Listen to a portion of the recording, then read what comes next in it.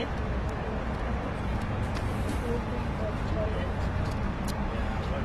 All right, good afternoon. Ada County is having a news conference this afternoon to assure you that we have taken all necessary proactive measures and we are in a good position to help slow the spread of the virus in our community. We understand the challenges that you and your families are facing, and we are here to support you. Your elected officials have been working around the clock. This is an opportunity for the public to get the most up-to-date information related to each of their essential and non-essential services.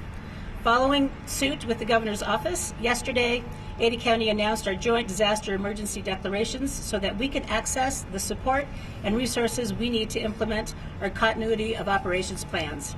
This declaration will better position us to coordinate efforts and achieve our three primary objectives: slowing the rate of any spread in our region, boosting our ability to protect our most vulnerable populations, and not overburdening our healthcare system. So my fellow Commissioner Diana Lacciando will walk you through the services that are under our authority as the Board of Ada County Commissioners, and then we will open it up for questions to our elected officials and subject matter experts who I'd like to introduce to you at this time. On this side we have Phil McGrain, who is our clerk. We have our Sheriff, Steve Bartlett. We have our Prosecuting Attorney, Jan Bennett. We have our Assessor, Bob McQuaid. On this side we have Commissioner Lacciando. We have Dottie Owens, our Coroner. We have Beth Mon, our Treasurer. And then our subject matter experts are from Central District Health.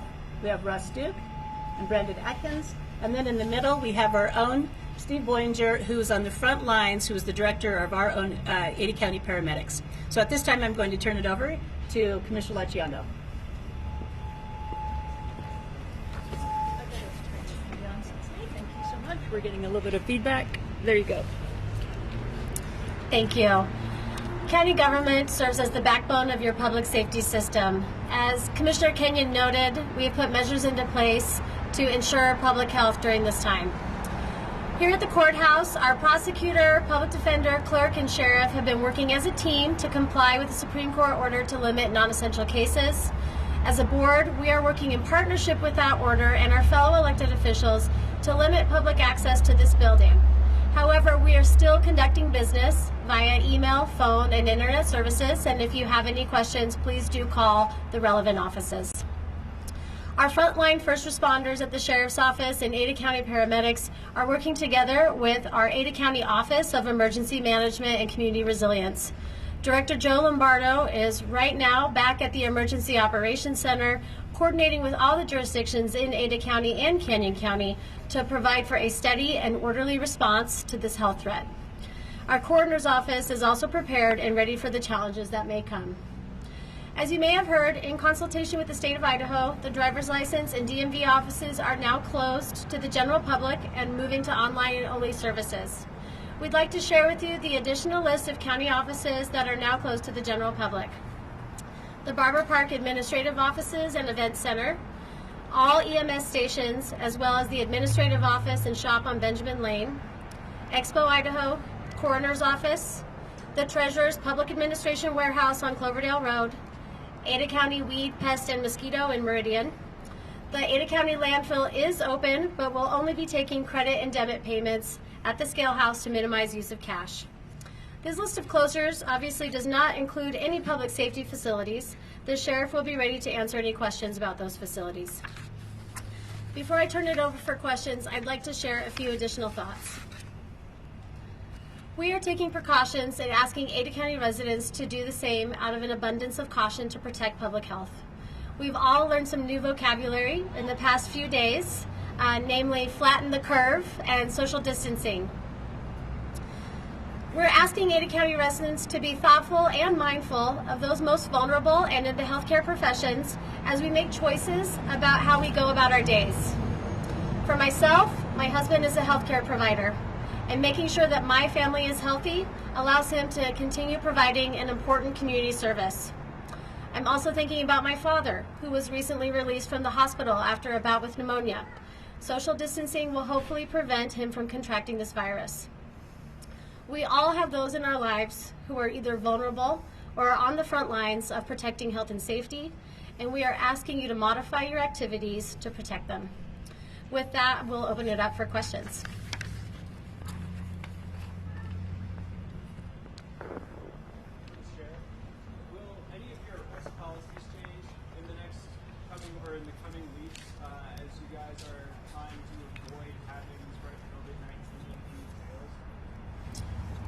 Well, I appreciate the opportunity to be in front of you today, and appreciate the media being here to share our story, make sure that the message gets out to all four corners of our county today. The question was, are any of our police procedures going to change over the next little while we're identifying what those threats may be? At this time, none of those procedures are going to change as far as our policing practices. However, you may see some of our report cards being transitioned over to phone calls. And so if you have a call that comes in on a low priority call for service, you will be receiving a phone call from one of our patrol deputies while they're en route to that call for service. And if we can manage that over the phone, we'll be doing that. But at this point, we'll still be responding to all of our necessary calls for service into our dispatch center.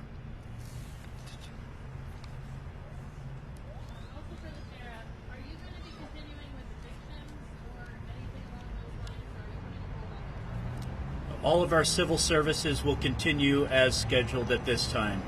We're really looking at identifying those groups as our federal and state partners in Ada County have come on board of finding those groups that would be 10 or more people. As long as we can identify those up front, we'll continue to do business as normal. Yes, sir.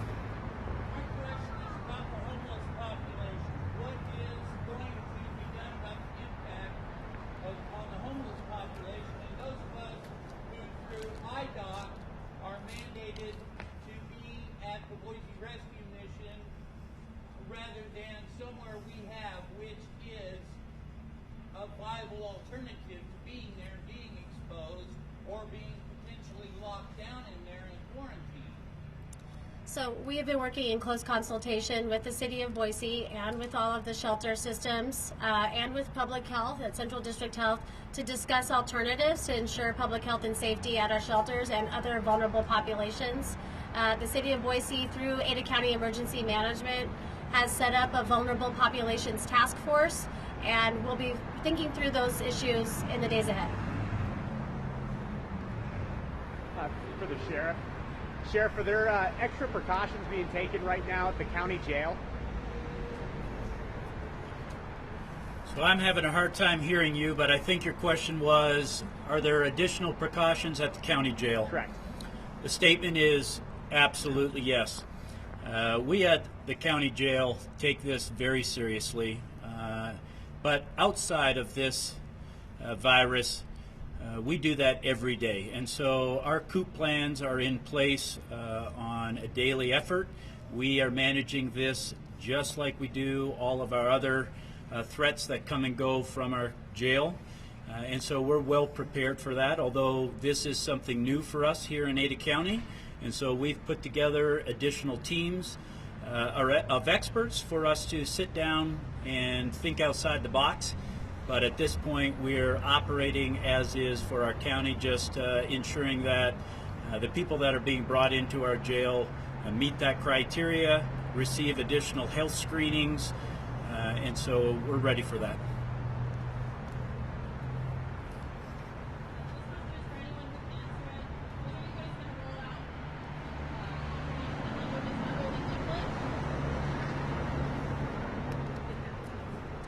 Thank you.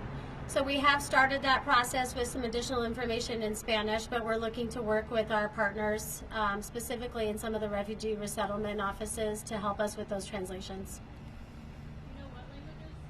Not at this time.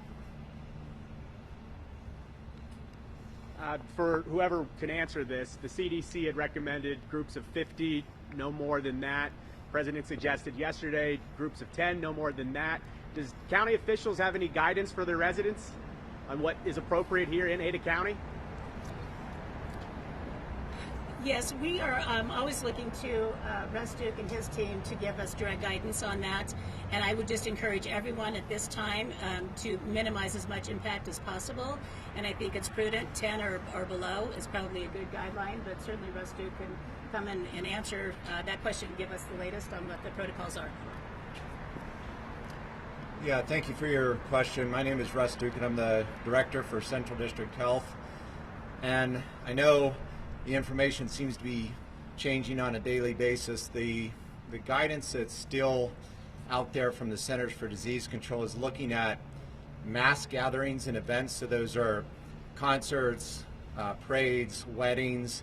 What the president just released is really focused on just general social gatherings. So we see those as different, and it's 10 or more is recommended to avoid those at this time. So we're still looking at 50 or more for large events. I want to emphasize we have had 3 cases in our district reported, confirmed cases, and all 3 are believed to be travel related. So we do not have community spread at this time. So the guidance as far as community events and gatherings may change, but for right now we're operating under the plan that we have no community spread. If it's okay at this time, since we have all of our elected officials here at once, I think what we can do is we'll start with Phil McGrain. We'll just have them each come up and give us a quick overview of what precautions they have taken, services, and if you have any questions, and we'll just move through the line.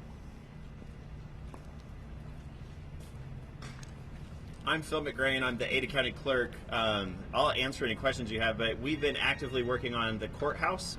Obviously, everyone learned about this on Friday when the Supreme Court issued their order.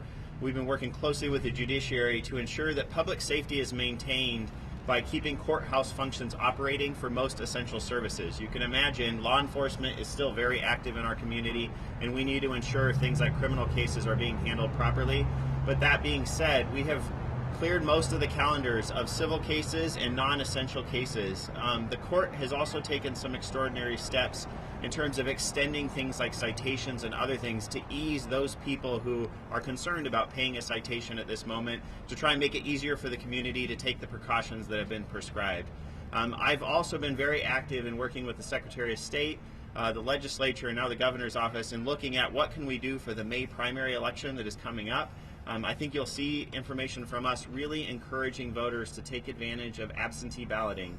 This is a unique circumstance, and it's a great opportunity to be able to vote at home and keep yourself safe while still being an active participant in our democracy. And so I just want to encourage everyone to take the precautions as described, and I'm happy to answer any other questions that someone might have.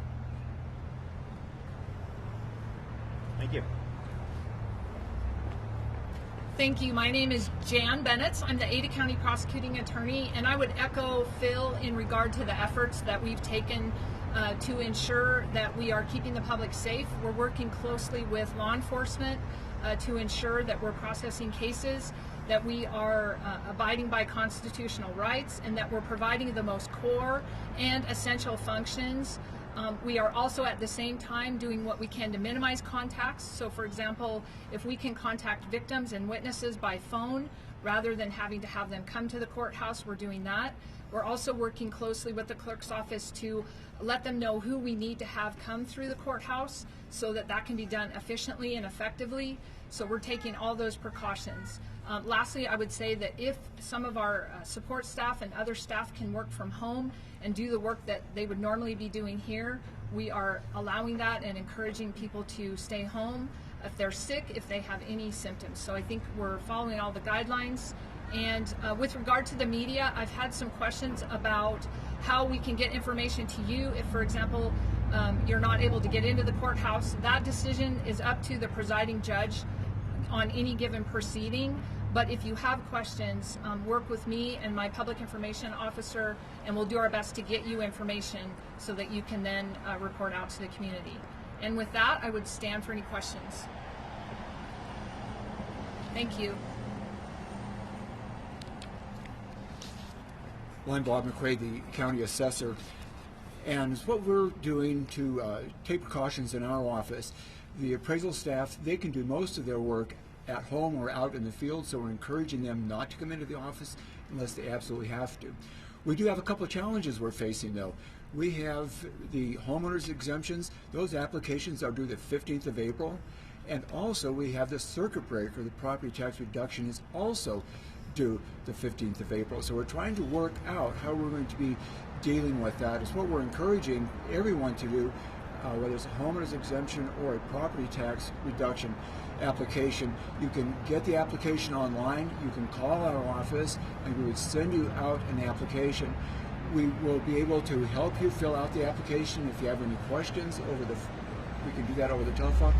But the most important thing I would really like to get across, especially to the elderly who are looking for the property tax reduction, and by the way, this to me is one of the most risky groups, because we're talking about elderly people and typically lower income elderly people, so they're extremely vulnerable, and we're trying to protect them and to protect our staff. But it's what I would encourage anyone who feels that they're eligible for the circuit breaker or the property tax reduction is, if you don't do anything else, download the form and just sign it. Once you've done that, you still have your rights. We could work well into late April or even May. But if you don't get that application to us by April 15th, then really any ability to qualify for that has been shut. So I just hope that we get that word out to the seniors. Get an application in, even if it is just signed. We can fill them out over the phone, and we can sign for someone who is making an application for that. And I'll be happy to answer any questions. Yes. These are statutory deadlines, and this would be up to someone at the state level to make that decision. But as of right now, that April 15th deadline is firm for both homeowners exemption and the property tax reduction.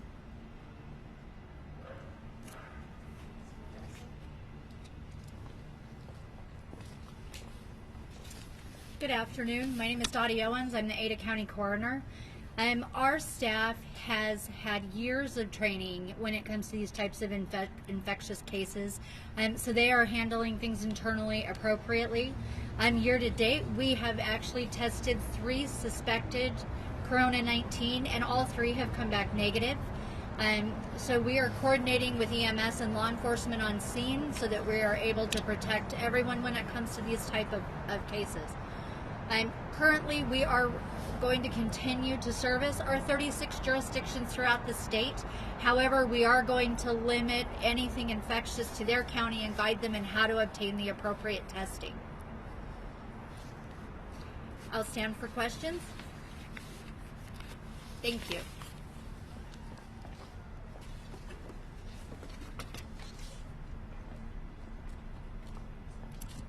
My name is Elizabeth Mott, and I'm the Ada County Treasurer. Similar to my fellow elected officials, we are taking precautions, urging people to work from home. We've also set up arrangements for people to work from our satellite location. At this time, we are still accepting payments by mail, by phone, electronically, but there is a tax deed hearing, a tax hearing set for April 6th. That has been postponed. Also, any refunds that were in our queue, we are expediting those to make sure that those payments are returned to their owners. With that, I'll stand for any questions.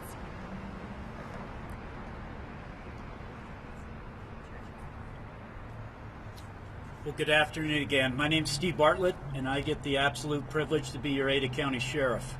I get to work with a lot of law enforcement in the Treasure Valley, our fire and EMS.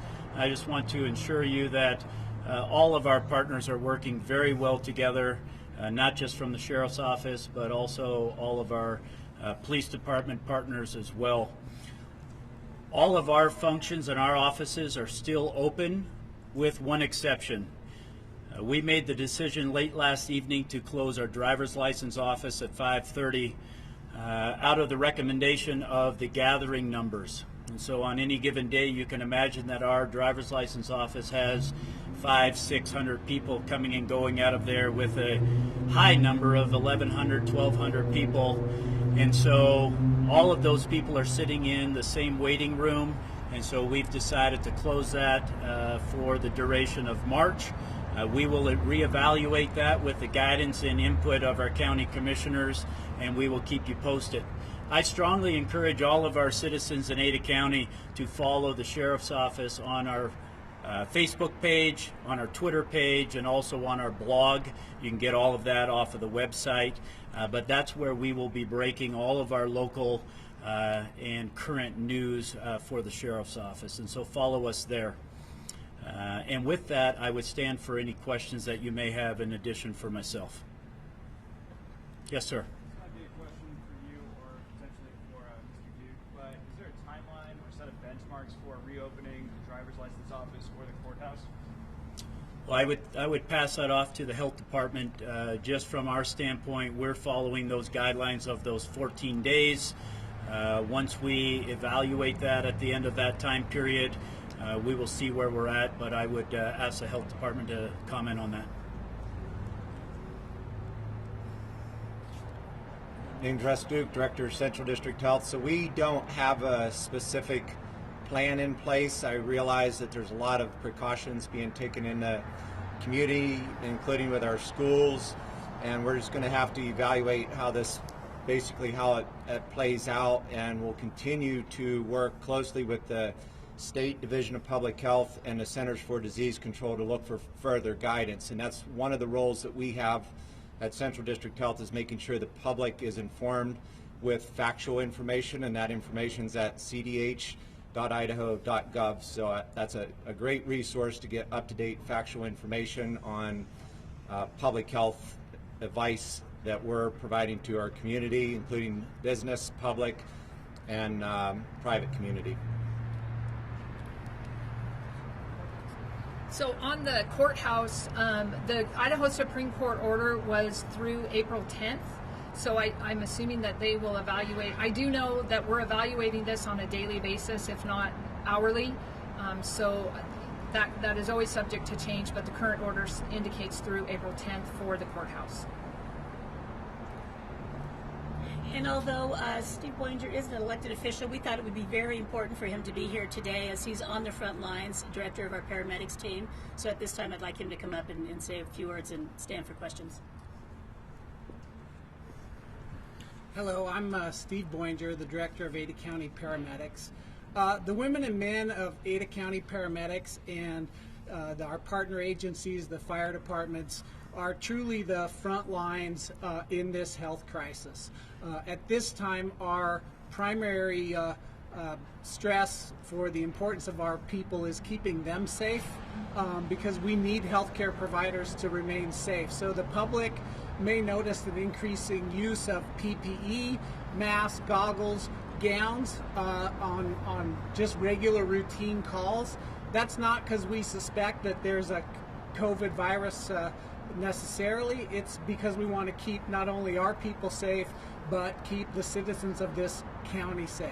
At this time, all our responses are normal per our standard 911 protocols, but we're in daily talks through our emergency management office for different scenarios in terms of having limited staff or an overwhelming number of calls, but we're working daily to develop those plans, and like most of the people who have stood up here today have said, that's a relatively moving target for us. But we do have incredible relationships with all of the fire departments and all of our partners in Canyon County, so that we have a multi-county approach for this crisis. I'd stand for any questions, specific questions you might have. All right. Well, once again, I really want to thank our elected officials for being here today. They are really, truly leaders, and you can be confident in their abilities. I have seen them work tirelessly around the clock every single day, including the weekends. So feel confident that we're here for you. Please stay home. Please stay healthy. Try to avoid any kind of gatherings at all. But we are really privileged to live in a great state, the great state of Idaho, where we have all this natural beauty and the great outdoors, so that doesn't prohibit you from being outside in the sunshine and the fresh air. We encourage you to do that as well. Together, if we continue to work in unity, we're going to get through this, and we are open with any questions that you have. And we have on our website, our Ada County homepage, access to daily information, and it's updated by Elizabeth Duncan, our PIO, almost daily, if not hourly. So with that, we'll stand for any additional questions. If not, we can close. Thank you for coming.